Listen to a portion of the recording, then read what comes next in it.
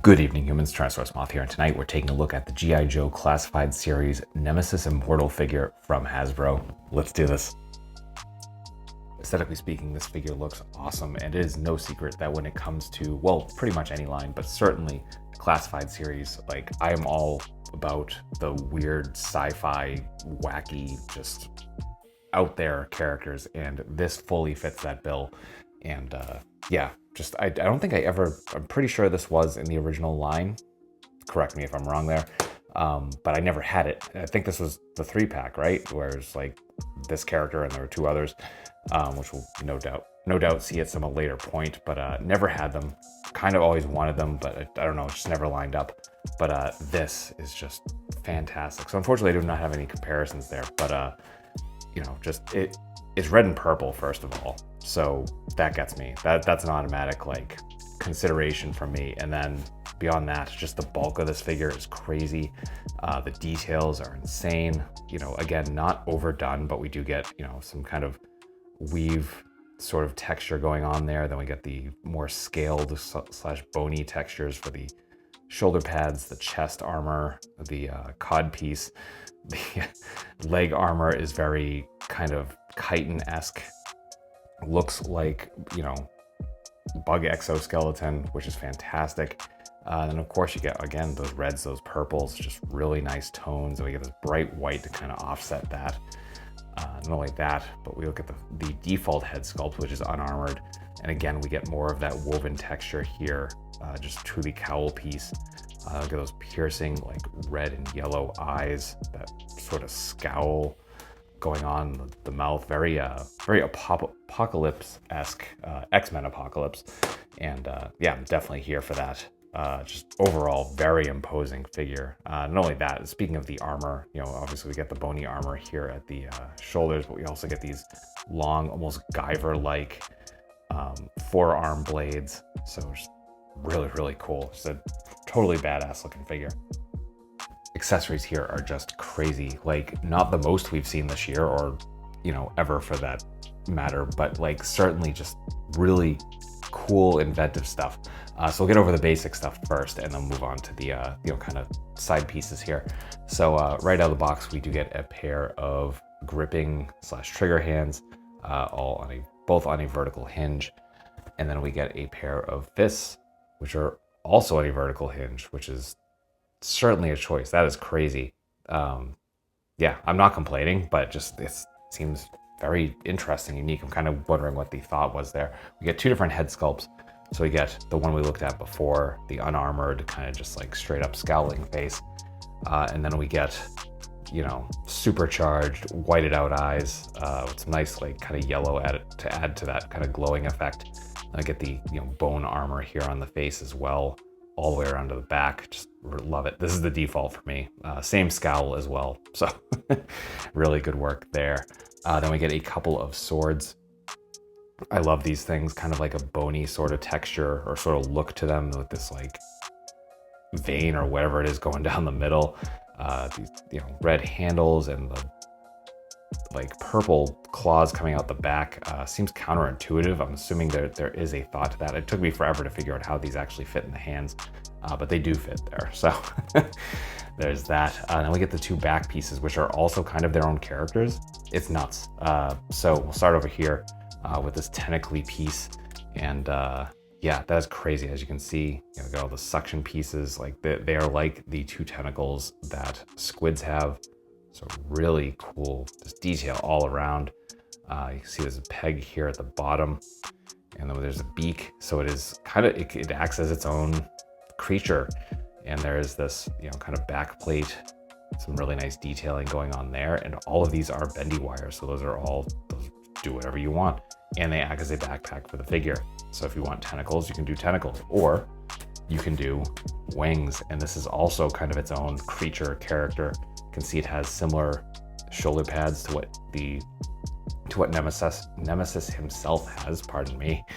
And then you can see this like little mouthpiece right here, kind of like a spider-ish, and this fur on the back, and, you know, nice dry brush to kind of bring that out.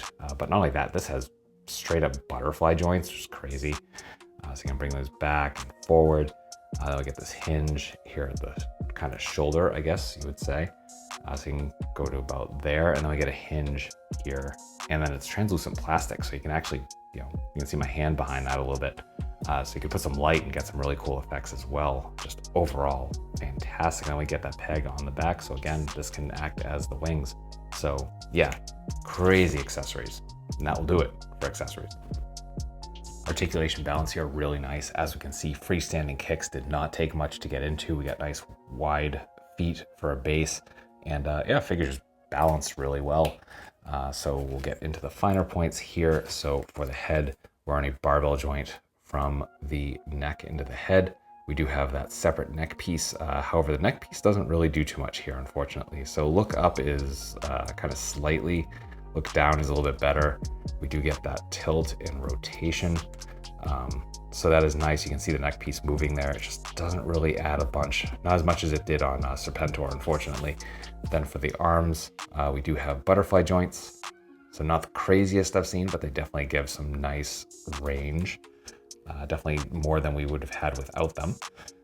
Arms, our shoulders come out to a perfect T. We do have bicep swivel, double jointed elbows, which are heavily detensed, and trying not to like stress the peg here at the bicep, as you can see. So we can get pretty much to 90. You can push that a little bit further, but not much. You got to be careful with it. And again, I'm not going to push it here on camera. I don't want to like break the figure. We do get swivel here at the forearms, which is fantastic. We get all vertical hinges on the hands and swivel. Then we get ball joint the diaphragm, ball joint the waist. Unfortunately, not a ton of crunch though. Like it looks like it should be there. Like it looks like the range should be there, but really just kind of getting like slightly forward from neutral. Much better arch back though. Really nice side to side as well, and rotation from both of those joints. So yeah, the crunch is confusing, but everything else is good. We get down to the hips, and we do have drop downs just like we have with every other classified figure. You can see these holsters are kind of riding up on me here, but that allows us to come out to almost perfect splits. We do have thigh swivel, which is hidden beautifully by the leg armor. However, it is very unforgiving. I heated this up and still have issues. So I usually push the leg up into the body and then rotate if I want to get that space, just so I don't stress the peg for the drop down. And then for that, front kick, perfect 90. We do have double jointed knees, bringing us to here. Then nothing in the shin, unfortunately, but we do get some nice point, but you got to work with it. There we go. So really nice point actually once you get there, and then a little bit of forward, but again, you've got to kind of work with the sculpt itself. And finally, some really nice rocker. So that will do it for articulation. Getting into size comparisons, here it is with some other G.I. Joe Classified series. With some domestics. With some imports. With some monsters. Finally, with Articulate Icons Oni, yours truly in human form as a Valverse Action Force figure. So my final thoughts on the G.I. Joe Classified Series Nemesis Immortal figure from Hasbro is that this figure is totally badass. I love it. This is one of those figures that the more I went through this review, like I'd already kind of like played around with it for about a day or so, but the more I've done this review, the more I've loved it, and just there's so much good stuff going on here. And I did end up looking up before this segment the character. So it was the Cobra Law 3-pack that I was thinking of, and I don't think I ever owned that. I'm pretty sure I didn't. And I always wanted it, just again, red and purple, and just all these elements that like really called to me. And yeah, so undoubtedly, if we're getting this, we're definitely going to see Globulus and probably the Sentry. I already forget. It's but you know what I mean.